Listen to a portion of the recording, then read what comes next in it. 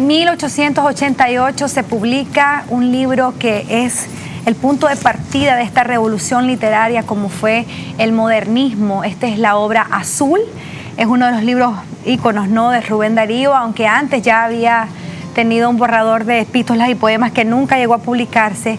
Y sobre eso estamos conversando aquí en Vértice Omara con el profesor Manuel.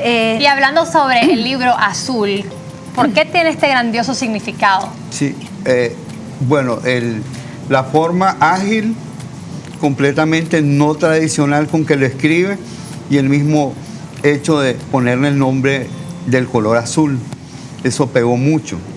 Después una serie de obras. En el contexto histórico, ¿qué era lo que estaba ocurriendo? ¿Estaba el romanticismo? Sí, ya se estaba quedando atrás el romanticismo, pues en una época ya pasada. Entonces venían los renovadores, los transformadores de la lengua castellana, que Darío juega un papel, lo reconocen, que si no ha llegado Darío a España, hubieran quedado en la crisis.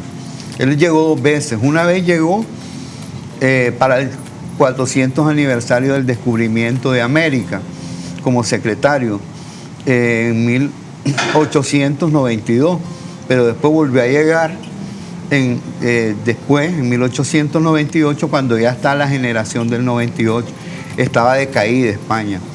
Había perdido la guerra con los Estados Unidos, habían perdido, entonces estaban económica, moral y literariamente decaídos. Entonces ahí es donde reconoce esta señora de Franco de que Rubén Darío llegó a salvar, llegó a oxigenar, y entonces es uno más de ellos, está por encima de ellos, y entonces se vuelve figura mundial. Y por último, porque pasaríamos meses hablando, está la última. Él viaja las vicisitudes políticas. Él es nombrado diplomático, que es importante, en tiempo de Zelaya, pero después cuando cae Zelaya, deja de ser diplomático, pero sigue trabajando como corresponsal de la Nación. Después se lo llevan a Nueva York, y en Nueva York escribe 2 poemas grandiosos, ¿verdad?, que es Paz, habla contra la guerra y las ventajas de la paz y cómo conseguirla. Y después Cosmopolitan, pues, la ciudad cosmopolita, que es Nueva York, donde dice que se ve en las caras de la gente de la calle la pobreza, que hay un contraste entre ricos y pobres. Siempre es un crítico social. Después se lo llevan de México a Guatemala. En Nueva York le da pulmonía, también lo persigue, pues, la enfermedad. Y después se va a Guatemala, y de Guatemala llega a Rosario Murillo a traerlo a León, en donde fallece. Y hay que tomar en cuenta lo que decían ustedes. Hasta en su muerte, la pobreza lo persigue. No tenían ya casa. Entonces, una mujer, siempre hay una mujer detrás de todo lo bueno. Doña Angelina, viuda de Aguilera, le presta su casa y hasta su cama para morir. Y eso fue el 6 de febrero de 1916. Que es la casa que está en León, que se conoce como la casa de Rubén Darío, donde estuvo su lecho de muerte, que hoy es un museo donde puedes encontrar... Ese es donde él vivió. ¿Dónde él vivió? Con el coronel Ramírez Madregil y su tía abuela Bernarda. La casa donde él murió está descuidada. No, está descuidada. Está descuidada, y solo se sabe que ahí murió. Ojalá pues la compongan, yo no creo que falta menos de un mes, ni siquiera está pintada. Es un descuido, porque es una ruta mundial, viene gente de todo el mundo.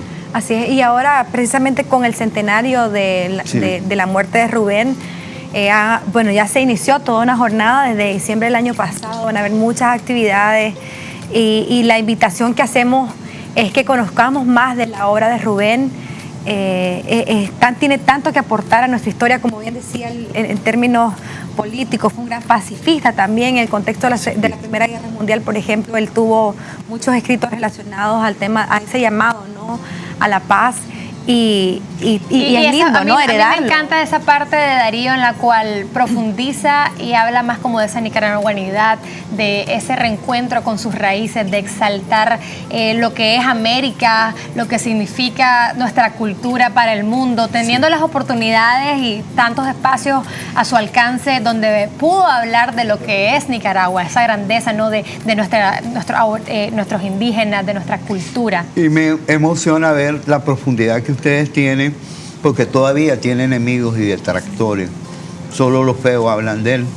Y es parte de nuestra identidad, porque nos dio a conocer al mundo y nunca se afrentó de ser indígena, de ser español y de llevar sangre negra. Bueno, muchísimas gracias por habernos acompañado, profesor. Como decíamos, podemos hablar muchísimo sobre Rubén. Ya saben que gracias a Hispamer vamos a estar obsequiándoles a ustedes 3 de sus libros, una recopilación, un libro comentado sobre su obra. Así que vaya a las redes y ahí tendrán ustedes acceso a esta dinámica. Muchísimas gracias por habernos acompañado. Espero que esta semana usted pueda lograr todas sus metas, las cosas que se proponga, que tenga un espíritu optimista y que sin duda alguna tenga ese tiempo para usted, para reflexionar, para tener una mejor vida, una vida de calidad. Nos vemos mañana con mucho más de Berta y Xiomara, todo en positivo.